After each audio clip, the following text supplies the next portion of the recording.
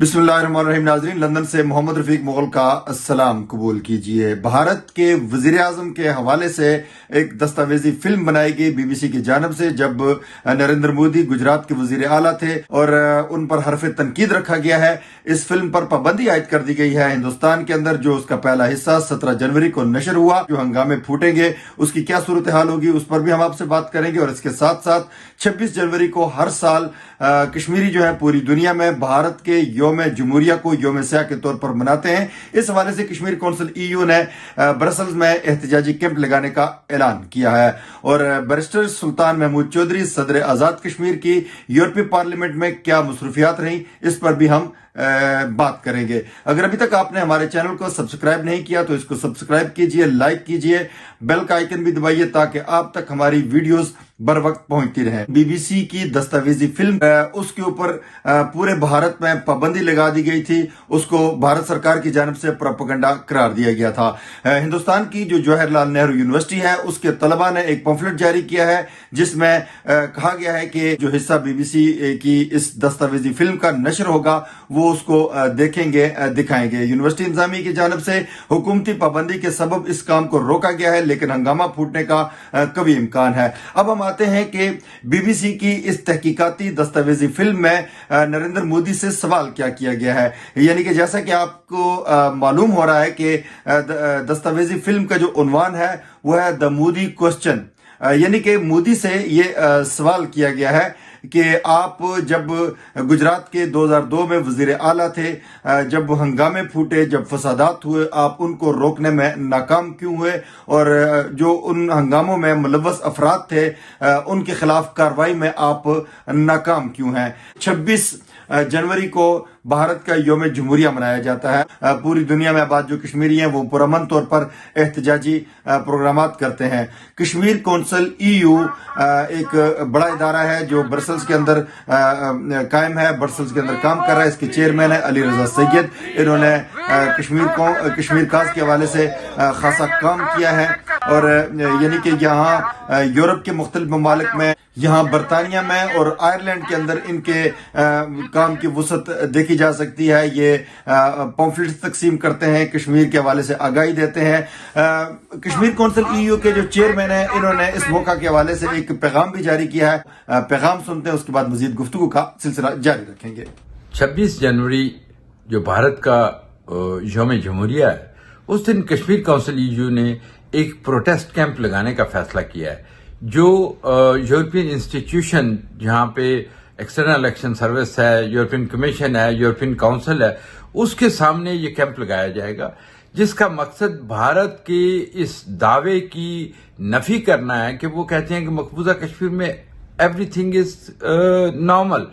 और वहां पे इस वक्त भी जो अवार्ड विनर हैं, जिनको इंटरनेशनल कम्युनिटी की तरफ से अवार्ड दिया गया है, खुर्रम परवेज, वो मुसलसल जेल में हैं। और इसके अलावा जो हमारे कायदीन हैं, यासीन मलिक हों, शबीर अहमद शाह हों, आसिया अंद्राबी हों, और बहुत सारे और जो जर्नलिस्ट हैं वो भी जेलों में हैं। तो उनके साथ जो जुल्म हो रहा है, जो उनके साथ सलूक हो रहा है, उसको बेनकाब करने के लिए और दुनिया को ये बताने के लिए कि जो अपने आप को दुनिया की बिगेस्ट डेमोक्रेसी कहते हैं, उनका जो तर्ज अमल है वो डेमोक्रेटिक नहीं है। मकबूजा कश्मीर के अंदर जुल्म की इंतहा की हुई है। तो हम इसके खिलाफ ये कैंप लगा रहे हैं और तमाम दोस्तों से अपील है जो भी इसमें शामिल हो सकें, इस कैंप में शामिल होकर कश्मीरियों के साथ यकजहती का इजहार करें। बहुत शुक्रिया।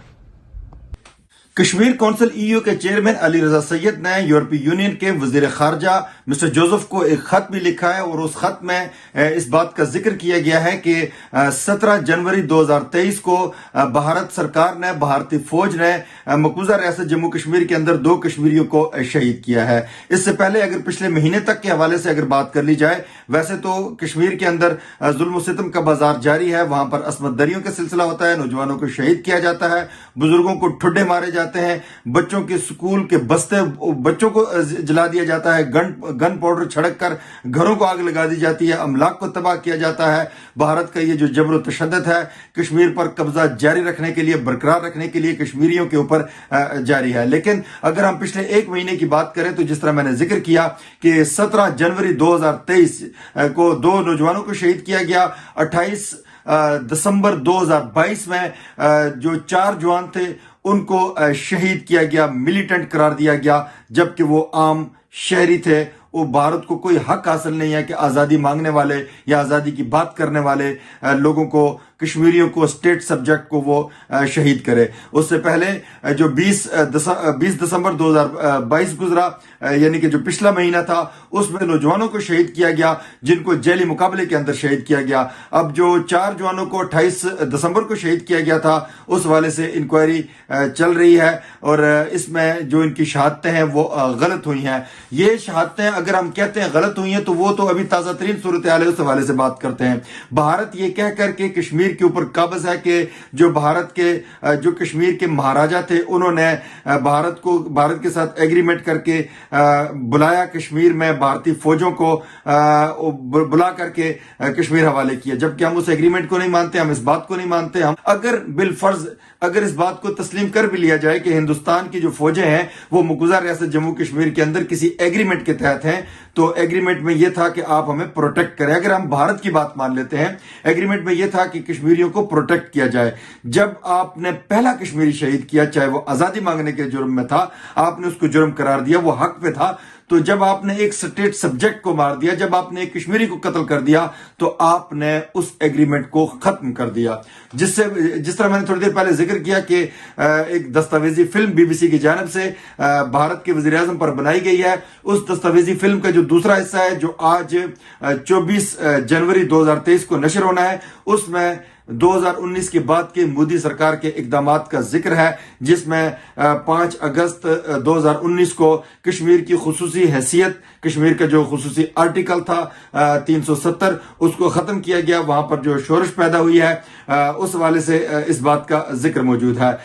یہ کشمیر کونسل نے اچھا اقدام کیا ہے. خط آپ اس وقت اپنی سکرین پر آپ نے دیکھا, یقینی طور پر اس کے اثرات مرتب ہوں گے. اب صورتحال یہاں پر یہ ہے کہ کشمیر جو ہے یہ ایک سلگتی ہوئی چنگاری ہے 3 ایٹمی طاقتوں کے درمیان. ایک ایٹمی طاقت ہندوستان خود ہے, دوسری ایٹمی طاقت پاکستان ہے, تیسری ایٹمی طاقت جو ہے وہ چائنا ہے. اب ان 3 ایٹمی طاقتوں کے درمیان سلگتی ہوئی چنگاری کو اگر عالمی دنیا جو ہے وہ عالمی جو برادری ہے وہ ٹھنڈا نہیں کرتی, وہ بھارت کو لگام نہیں ڈالتے, وہ جبر و تشدد سے نہیں روکتے, وہ کشمیریوں کے حق کے خود ارادیت کو تسلیم کر کے ان کو ووٹ کا حق دے کر کے اپنی منزل کے تعین کا فیصلہ اس کا اختیار نہیں دیتے, تو یقینی طور پر دنیا میں ایٹمی جنگ کے خطرات کو نظر انداز نہیں کیا جا سکتا. یقینی طور پر اس وقت بھارت کو جو مغرب ہے وہ ایک منڈی کے طور پر دیکھتا ہے, تجارتی مراسم ان کے ساتھ رکھتا ہے, کاروباری ایک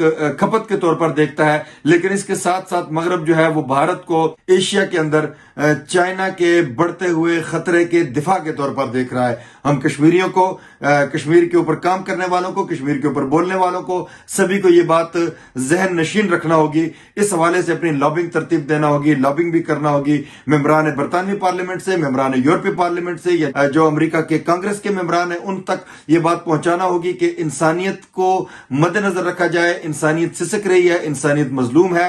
بھارت کے جبر و تشدد کے سبب اگر یہ ظلم و ستم جاری رہے گا تو دنیا میں امن کا قیام جو ہے وہ ناممکن سے ناممکن تر ہوتا چلا جائے گا. میرے صدر جناب جو بیرسٹر سلطان محمود چودھری صاحب ہیں, مسٹر پریزیڈنٹ نے آج ان کا جو دن تھا وہ یورپی پارلیمنٹ کے اندر گزرا. ان کے جو ساتھ 2 میزبان تھے کرامن کاتبین, وہ ان کے ساتھ تھے, چودھری نصیر اور جو ملک پرویز تھے. یہ ان کو لے کر کے یورپی پارلیمنٹ کے اندر گئے.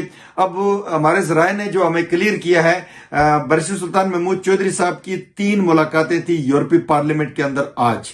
ایک ملاقات آج دن 1 بجے تھی برسلز کے مقامی وقت کے مطابق 1 بجے, دوسری ملاقات 2 بجے تھی, تیسری ملاقات جو تھی وہ 3 بجے تھی، لیکن چونکہ صاحب موصوف جو ہیں وہ پارلیمنٹ کے بالائی منزل میں جو کیفیٹیریا بنا ہوا ہے وہاں پر پہنچے 1:45 پر۔ ایک ملاقات تو نکل گئی۔ ظاہر ہے جو گزشتہ روز ایک استقبالیہ ہوا تھا اس کے بعد لیٹ اٹھے ہوں گے بیرسٹر سلطان محمود چودھری صاحب، اس لیے وہ وقت مقررہ پر 1 بجے وہ ملاقات کے لیے نہیں پہنچ سکے۔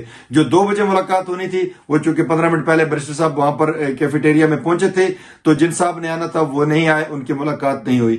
3 بجے جو ملاقات ہونی تھی وہ بھی نہیں ہو سکی۔ یہ وہاں پر بیٹھے رہے، انتظار کرتے رہے۔ پھر اس کیفے سے اٹھ کر کے جو یورپی پارلیمنٹ کی بالائی منزل کے اوپر ہے وہاں سے یہ مکی ماؤس یعنی دوسرے کیفیٹیریا کے اندر پہنچے، وہاں پر بھی انہوں نے کافی وغیرہ کے لیے لائن میں لگے، کافی لی، آرڈر کیا، پھر وہ کافی پیتے رہے وہاں پر بیٹھ کر کے۔ تو کیفیٹیریا کی حیثیت چاہے وہ یورپی پارلیمنٹ کے اندر ہو یا برٹش پارلیمنٹ کے اندر ہو، ایسے ہی ہے جیسے آپ یہ اچھے تعلقات کا وہ سلسلہ نہیں ہوتا، یعنی کہ اگر آپ president of Azad Jammu and Kashmir ہیں تو آپ ایک اچھے تعلق سے وہاں پر نہیں پہنچ رہے، تو یہ ایک ایسے ہی ہے جیسے تعلقات کے اندر اس میں ایک چک چونڈی والی بات ہے کہ چلو آئے گئے، مل لیے، نہیں ملے کوئی بات نہیں، وہ سلسلہ چل جاتا ہے۔ وہ تعلقات میں جو چک چونڈی کو ایک مقام حاصل ہے وہی کیفیٹیریا میں بیٹھے ہوئے لوگوں کو جو ملاقات کرتے ہیں ان کو حاصل ہے، چونکہ کیفیٹیریا ایسی جگہ ہوتی ہے جہاں پہ ممبران پارلیمنٹ آتے ہیں، آپ ان کو روک سکتے ہیں، آپ ان سے مل سکتے ہیں، آپ ان سے